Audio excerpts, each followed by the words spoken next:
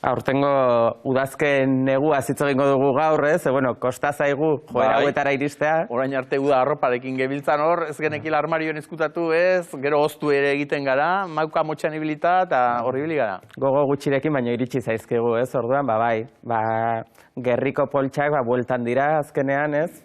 Bere garaia auki zuten 80-80 hamarkadetan eta orain berriro gainera balio dutelako bai gizonezko eta emakumezkoentzako kasu honetan. Baina trampa da, zuzan zu gerriko poltsa, baina ez duzu gerrikoan jarritakarri.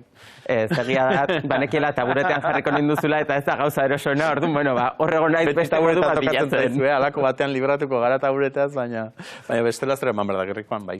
Bai, berez, horretarako pentsatuta daude. Egia da geroz eta gehiago jartzen direla soinean, ez? Geroz eta luzeagoak dira eta niri behintzat erosoagoa ere egiten zaite eseritzeko orduan eta. Izen itxusi bat izaten dute gainera erderaz, batez ere, orain denek buruan izango dutena, ez dugu kalagorik izango. Hori da, baina ez da oso polita. Ez, baina garai baten egia da Euskal Herrian, sekulako arrakasta izan zutela, ez? Gainera denek buruan izango dugu erdi larru, erdi telazkoak diren hoiek, etxe gehientzunetan egongo direnak. Gerrian baino askotan besoan zintzilik eramaten ziren, ez? Eta hori orain ere egiten da. Orain modernizatzeko alde batetik bestera jartzen dugu.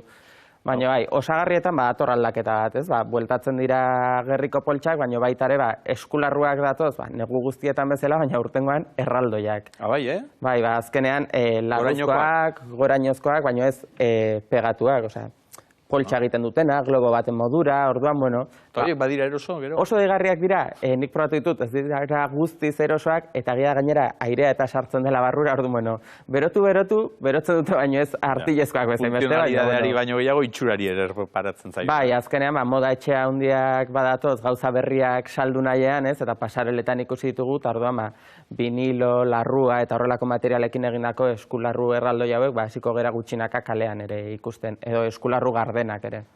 Koloreari begiratuta, esango dira zurain berdea, ze biok berdez etorri gara gaur. Bai. Berde Zelenski izan didaten niri ez dakit, zureare berdea ikusten dudala. Bai, orokorrean, udazken neguan, koloreak pixka bat itzali egiten dira, ez? Beltzera, lur koloretara, teila edo kaldera kolore horietara ere joaten gara, eta pixka bat argia nahi dugunean txuria, beixa edo beste kolore neutro batzuk erabiltzen ditugu, grisa, urdin iluna, hori izaten da gure paleta, ez? Baina orain, moda etxeek egin dutena da, pixka gehiago saltzeko eta beraien nortasuna finkatzeko kolore berriak gehitu dituzte.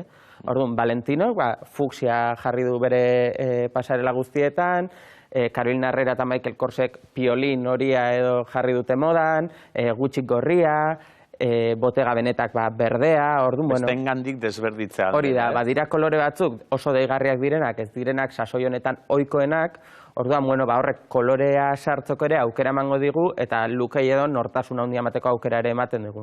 Eta materialari eta begiratuta, zein da orain eramaten da? Bueno, egia da... Negurako beroa beharko du, larrua edo? Bai, larrua badator, egia da hor badagola, zer esan txiki bat, animalien ongizateak eta geroz eta garrantzia handiagoa daukan modan, orduan, larru veganoa deitzen zaion horretaragoaz, baina askotan petrolioarekin egindako larru bada, orduan, nien daizu oso zalea, baina larrua oso fuerte dator, bai jaketan eta bai zapatetan, 80. hamarkadako larru jakak, pixkat Matrix, itxura horretan luzeak, edo motzak izan dare, pixkat josturak eta nabaritzen diren jakak dira, jaketan ere barru beguinak edo akoltxatuak diren jakak eramaten dira, eta ikusiko dituzue, orokorrean jakak badirela oso handiak, ez? Oversize edo erraldoiak. Zurea dena taia baino handiago. Bai, badiru dila aitari, aitonari edo lapurtu diozula, ez? Hori handikote garen ontzat ondo etortzen da. Baina gainera oraindik eta handiago ematen du, hori egia da. Eta gero ere, bomber jaka oso fuerte datorrez, gainera brilloekin, rasoz egindakoak edo, eta horre ere, gizonezkoetan badago berrikuntza txiki bat, azkenean orain arte, bomberrak izan dira gure oinarrizko jantzitegiko pieza bat, orokorrean ilunak, kotoiz egindakoak, orduan, salto txiki bat ere badago hor. Eta horri lotuta, sastreriak ere indarra handia hartu du, ez? Amerikanek, jakek eta gizonezko eta emakumezkoetan, presentzia handia izango dute denbora honetan. Zer gertatzen da, jaka handia hitz egin dugula, beroki ez, baina azpitik, hori galdetu behar, neguan ematen du errexagoa datorrela ez, gainean jartzen duzun horrekin behikoa ja tapatuta geratzen denez, baina... Neguaz hitz egiten ari gara, eta kapak eramango dira, beroki erraldoiak eramango dira, baina azpitik, tiradun kamisetak, kortxeak, crop topak edo kamiseta motzak, hori da datorrena, ez? Eta ez daukaz zentzu asko pentsatzen dugunarekin, ez? Neguan, hotza, ze gertatzen da, errealitatean gu kalean hotza pasatzen dugula, baina donon sartzen garenean normalean beroa egiten duela. Orduan, bueno, badator moda hori, pixka lotzen duguna ez, Estatu Batuetan, edo Ingalaterran, gau ez ateratzen direnean egiten dutena, badoazela barrutik oso motz eta oso fresko, baino jaka handiekin, hori mundu mailako joera bat izango da. Eta betik, galtza motzak, minigonak, eta hori buelta emateko, osagarri nagusi badago zuri asko gustatuko zaizuna, galtzerdiak. Niri baino nire estilistari. Ikusiko duzu gaur ere, ez dakit ikusten dien, aguakateak edo hemen jarri ezkit. Eta izan ere ordun horri ere erreparatzen zaio, ezta? Baina, hortarako behar du, galtzak ere goratuta edo izan. Karo, galtza motzak badira, edo pixkat motzagoak kapri mozkera hori deitzen zaiona, galtzerdiak erakutsiko ditugu asko, baina galtzerdiak zerrekin jarriko ditugu?